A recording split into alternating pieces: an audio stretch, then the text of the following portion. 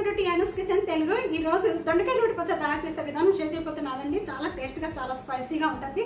తప్పకుండా ఈ రెసిపీ ఇదే విధంగా ట్రై చేసి మీకు ఎలా ఉందనేది కామెంట్స్లో తెలియజేయండి. వీడియో నలుగురికి షేర్ చేయండి.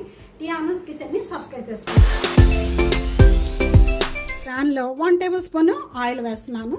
ఆయిల్ బాగా కాయిపోయిన వెంటనే కూడా ఇక్కడ ఒక కప్పుకి దొండకాయలకి మనం ఒక 4 లేక 5 పచ్చిమిర్చి అండి మధ్యలో కట్ చేసుకొని వేసుకోండి. ఎగురుతాయి పచ్చిమిర్చి. అని 1 టేబుల్ స్పూను ధనియాలు, 1 టేబుల్ స్పూను జీరా, వీటితో పాటు కొద్దిగా కరివేపాకు, ఇవన్నీ కూడా ఇలా కలుపుతూ కూడా వేయించుకోండి. రోటి పచ్చడి రోట్లో చేసుకుంటేనే బాగుంటుందండి. చక్కగా మనకి టైం కనుక లేకపోతే ఇంకా మిక్సీ జార్లో వేసుకోవడం తప్పదు. ఇలా వేయిపోయిన వెంటనే కూడా ఇవి తీసేసుకొని ఒక ప్లేట్లో వేసేసుకుంటాము. ఇవన్నీ కూడా ఒక ప్లేట్లోకి వేసేసేయండి. ఇవన్నీ నేను ఇక్కడ పల్లీలతో చేస్తున్నాను. వైట్ నువ్వులతో చేసుకోవచ్చు. మంచి కలర్ వచ్చేంత వరకు కూడా వేయించుకోవాలి. పల్లీలు ఒక బౌల్లోకి తీసేసుకుందాము. ఇవన్నీ పైన పొట్టంతా తీసేసి సపరేట్ చేసుకోండి. చల్లారిన తర్వాత ఈజీగా వచ్చేస్తుంది. ఇక్కడ సేమ్ ప్యాన్లోనే ఇప్పుడు 1 టేబుల్ స్పూన్ ఆయిల్ వేస్తున్నాను. 1 కప్ అనేది దొండకాయలు వేస్తున్నాను. ఇక్కడ దొండకాయలు వేగుతూ ఉండగానే వీటితో పాటు చింతపండు కూడా వేసుకోండి, మెత్తబడిపోతుంది. ఒక్క టమాటా వేసాను. లో ఫ్లేమ్లో పెట్టేసి మూత పెట్టేయండి. చక్కగా మగ్గిపోతాయి. ఓపెన్ చేసి చూద్దాం. ఇదిగోండి దొండకాయ ఈ విధంగా మగ్గిపోయిన వెంటనే కూడా ఇప్పుడు స్టవ్ బంద్ చేసేసుకుందాం. ఈ విధంగా మగ్గితే చాలు, ఇంకెక్కువ మగ్గనవసరం లేదు. రోట్లో రుబ్బేస్తున్నాను. ఇదిగోండి ఫస్ట్గా ముందు ఈ పల్లీలు అనేది నూరేసుకుందాం బాగా. ఈ పల్లీలు కొద్దిగా ఇలాగ పొట్టు తీసేసారనుకోండి టేస్ట్గా ఉంటుంది చట్నీ. పొట్టు తీసేసుకొని నూరేసుకుందాం.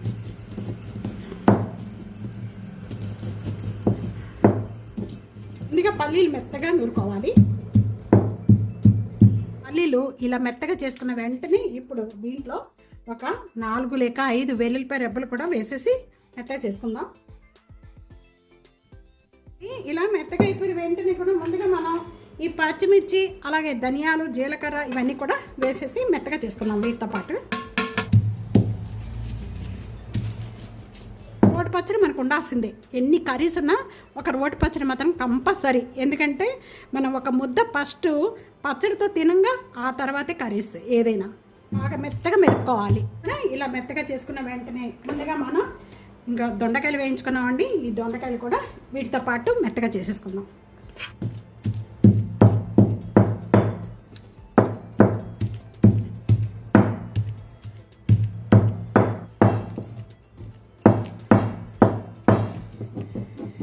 ఇలా మెత్తగా అయిపోతే చాలండి చట్నీ. చూస్తున్నారు కదా, కొద్దిగా మనకి కష్టపడినా కూడా టేస్ట్ అనేది అదిరిపోద్ది. రోట్లోనే రుబ్బుకోండి వీలున్నంత వరకు కూడా. మొత్తం ఒక బౌల్లో వేసేసుకుందాము పచ్చడంతా.